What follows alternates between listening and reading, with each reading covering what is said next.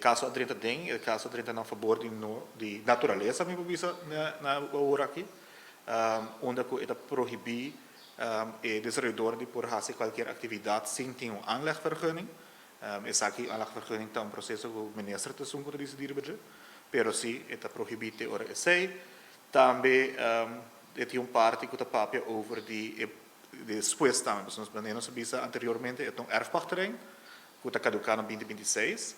Antobra está proibido o governo também para renovar o erfpachterrein aqui de forma que está atualmente. Então, atualmente tem visa designar para bar e restaurante, pero no futuro, depois de 2026, hora de renovar, hora, e mestre está alinhado com a proteção da natureza, o qual é a área agora designada. Para nós, é uma sentença bastante duidelijk, no visa.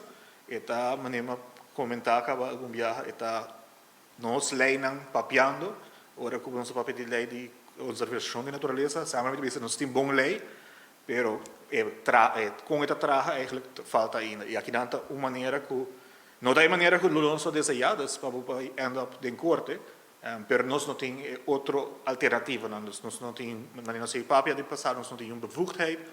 Dus depois de palabrações, depois de conversações, sempre wat wij chegar num ponto que obrigar eigenlijk de seguir passo.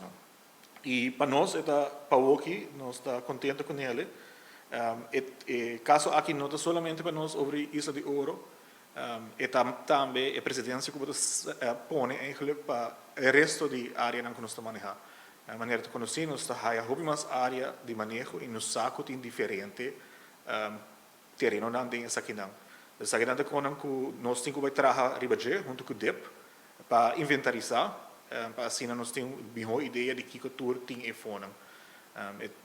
Já acaba ayer nós estamos em contato com o DEP, começar o processo aqui também, para estar duidelijk que para prevenir eigenlijk nós chega na com a assina do futuro. O qual que custa decidir aqui riba vamos de papel que o mensen worden usar para a conservação da natureza e cumprir com a doelstellingen que tem de nossa natuurbeschermingsverordening e também de nosso ROPV. Dus dan tem que essa inanta papel para proteção da natureza, essa é o qual a área está assignada também. E essa é o qual que nós está contratado também para pele, dus para nós sempre está over de conservação da natureza, make sure que tudo lei não word canal.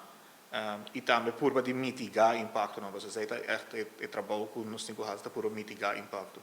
O terreno, mas nem geeft aan dat terreno para basta área, ela wordt comprador de desenvolvedor que vive na Corsau, e nós sabemos que aqui está erfpachterrein, está caducado da 2026, e vooruitlopend eigenlijk nós queremos também mais claridade de que vai passar no futuro.